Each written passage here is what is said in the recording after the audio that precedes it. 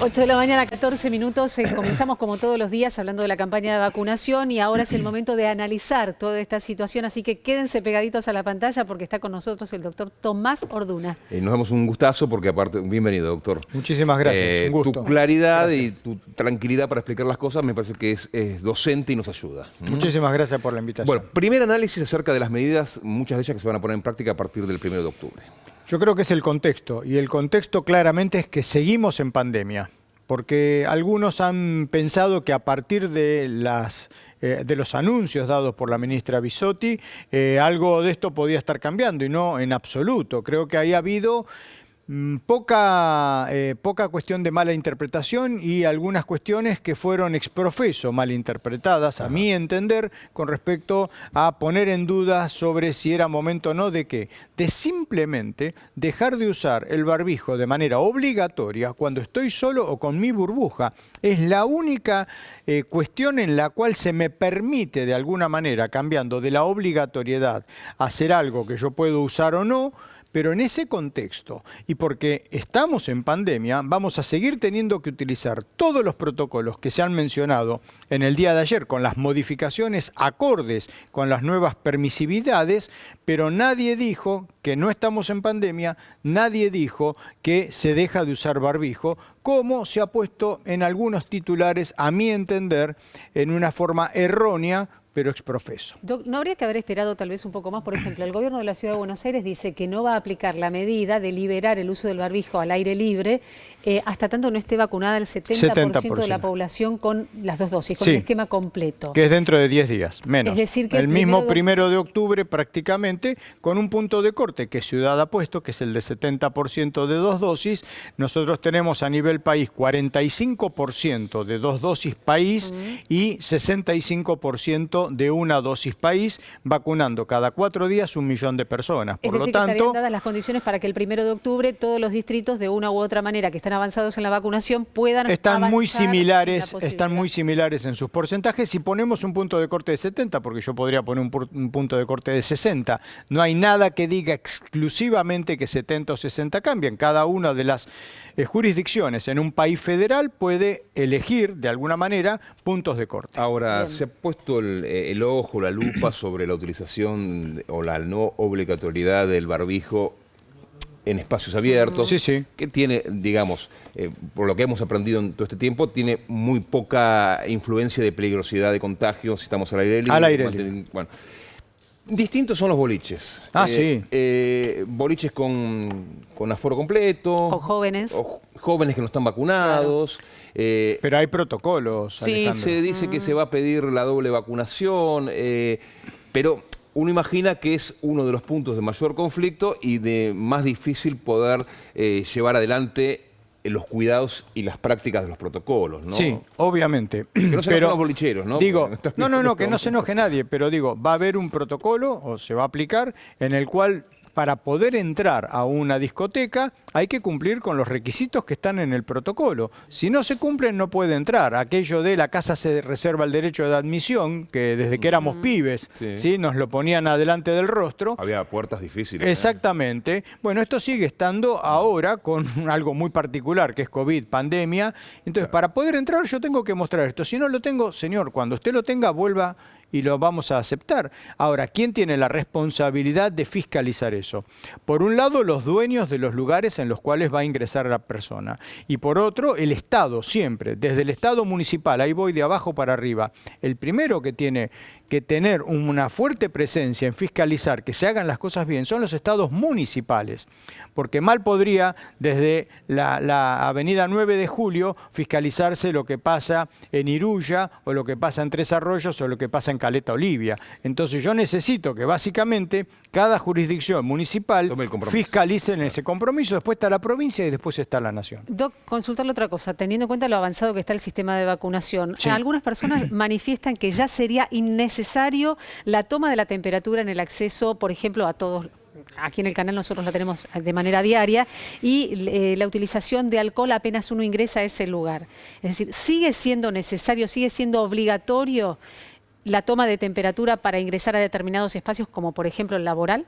Yo diría que en principio sigue siendo una buena praxis, porque cuando nosotros tenemos decontaminadas las manos no se trata solo de COVID, se previenen otro cúmulo de patologías potencialmente transmitidas por manos contaminadas. Es decir, que los dispensers de alcohol deberían continuar más allá de la claro pandemia. que sí, ofertemos siempre poder tener las manos limpias, punto 1. Y punto 2, si bien la detección de temperatura, esto ya desde la pandemia 2009 de influenza se vio que tiene un rédito relativo, pero es una buena praxis. Primero porque cada tanto se encuentra una persona y no cuesta nada a cada uno que ingresa a un espacio poder tomarle la temperatura. Y por otro, hasta limita en parte alguna cosa como de hacer trampa e ir enfermo a un lugar de trabajo porque me lo pueden detectar a partir de la temperatura. Sigue siendo por ahora una buena praxis. Bien. A ver, me parece que en poco tiempo más, como decís vos, buena parte de la población va a tener el esquema completo, es decir, se va a alcanzar rápidamente lo que se conoce como la inmunidad de rebaño y demás, más allá de que la Delta quizás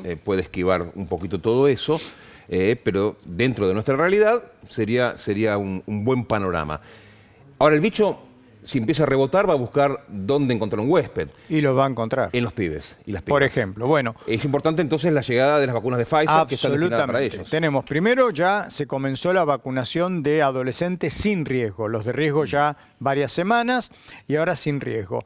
Y viene el grupo de menores de 12 años que está ahí en la carpeta y en las gateras para, en cuanto se pueda, comenzar a vacunar como mínimo de 12 a 6 años hacia abajo y veremos, porque Sinopharm, por ejemplo, se autoriza hasta 3 años, así que todo esto es parte de lo que nos queda de acá a fin de año como grupo poblacional muy importante, como mencionaban, porque ahí hay un nicho para poder hacer dulce, digamos, con respecto a susceptibilidad para infectarse. Y se interrelacionan mucho. Absolutamente. Desde el jardín, desde el colegio, desde las reuniones. Absolutamente. Los adolescentes. Y son ¿no? vectores potencialmente en grupos familiares donde pueden encontrar a alguna persona que por razones X no se ha vacunado. Seguimos alentando y los medios son fundamentales en abogar por vacunarse. Tenemos un número todavía importante de adultos mayores de 20 años y ahora tenemos el desafío de muchos adolescentes, que cuesta más también convencerlo. Un adolescente sano, joven, 16 años, hay que convencerlo de recibir un pinchazo, una vacuna y después a los 30 días otra. Entonces, ¿sería conveniente tal vez declarar obligatoria la vacuna contra la COVID, por lo menos en el sector más joven? Vamos a tener un tiempo por delante, porque todas las vacunas todavía están aprobadas para uso de emergencia, con lo cual no podemos hacer obligatorio, Pfizer, excepto que algunos países lo han hecho. Por ejemplo, Italia hoy, para que yo vaya a laburar, me pide la obligatoriedad y si no, ni siquiera me paga. Digo, eso después depende de los países, pero nosotros hemos considerado en la Argentina que no va a ser obligatorio inicialmente, pero va a haber restricciones. O sea, yo no entro al boliche si no tengo las 2 dosis de vacuna, una PCR. Va a ser condicionante. Absolutamente. Algunas personas quizás se preocuparon, quizás la noticia pasó un poco desapercibida, pero me parece que está bueno traerla acá sobre la mesa. La suspensión de lo que es la certificación por parte de la OMS de la vacuna del Instituto Gamaleya, ¿no? Sí. De la Sputnik. Por una suerte de problemática sobre contaminación cruzada y demás, sigue siendo una vacuna que para ingresar a Europa no sirve.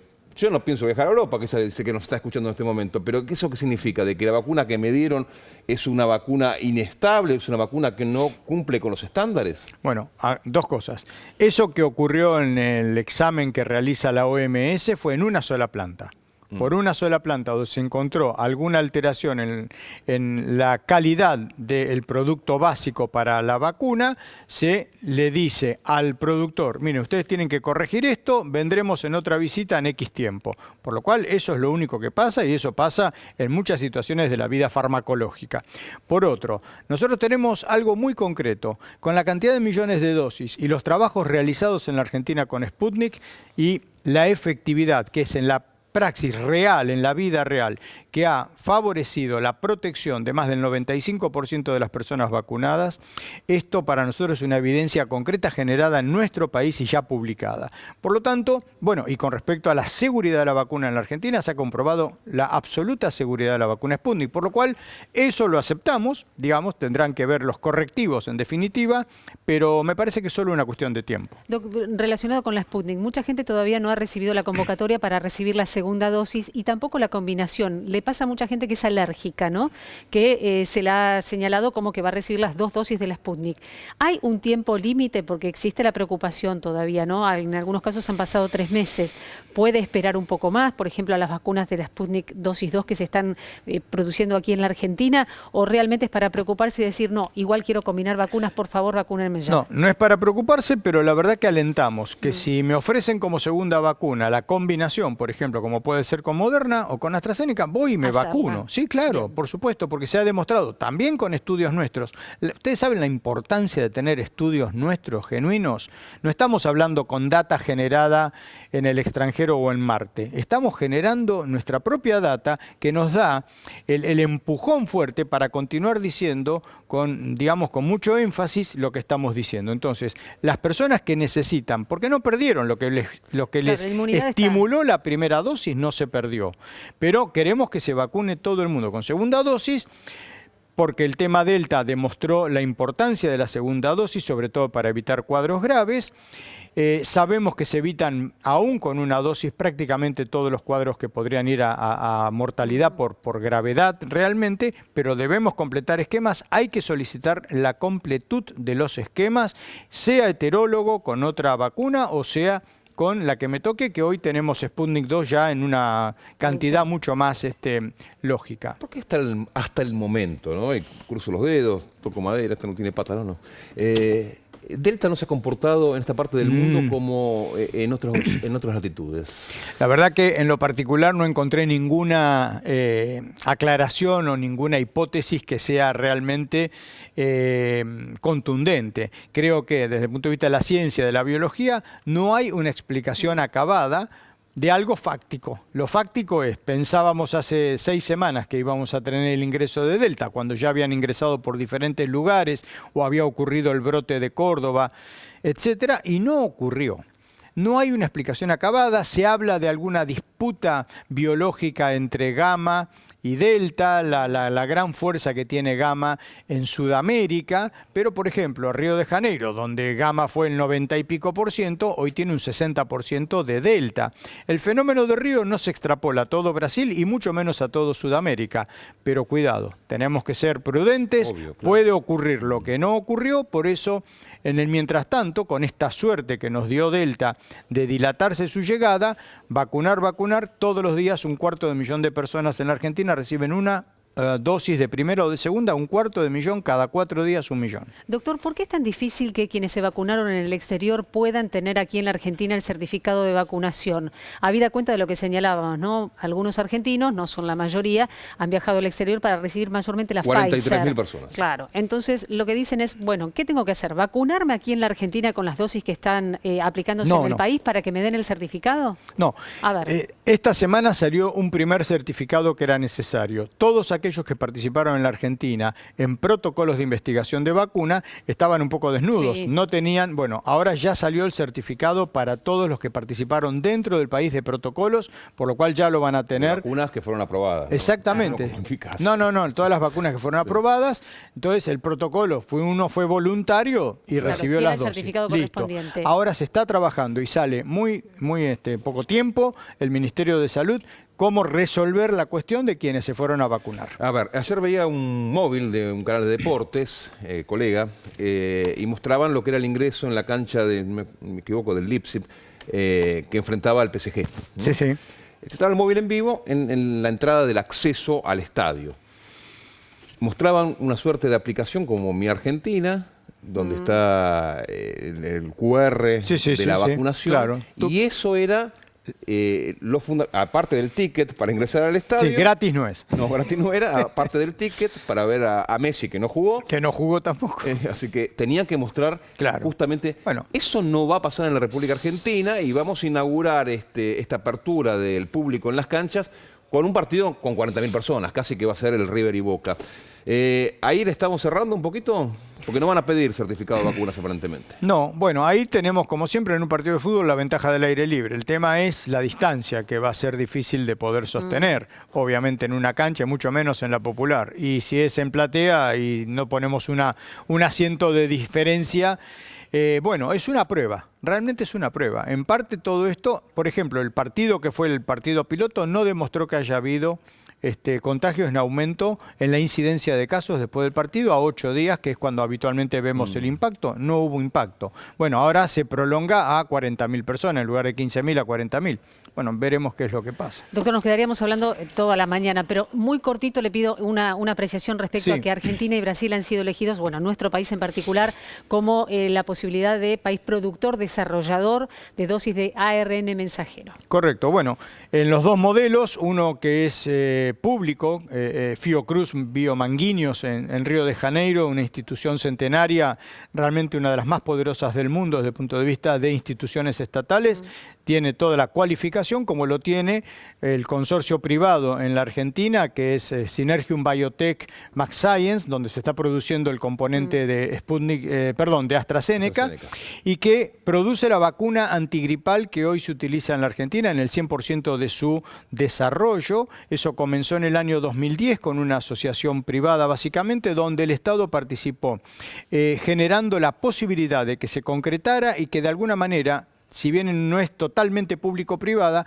el Estado es el gran comprador, pero el Estado asegura de esa manera, como lo va a poder asegurar con Synergium Biotech, como lo va a tener también con Richmond, la posibilidad de tener producción genuina de vacuna para COVID en nuestro país, con lo cual tenemos una independencia de alguna forma sanitaria con nuestras propias vacunas. Y cada una de estas plantas no solo después produce una vacuna. En el modelo de Synergium se producen 3 vacunas, HPV, neumococo y la de gripe, que todos los años son alrededor de 12 millones de dosis. Y es más, puede haber superávit, con lo cual pueden exportar vacunas porque están cualificados para exportarlo. Así que es una noticia fantástica. Buenísimo.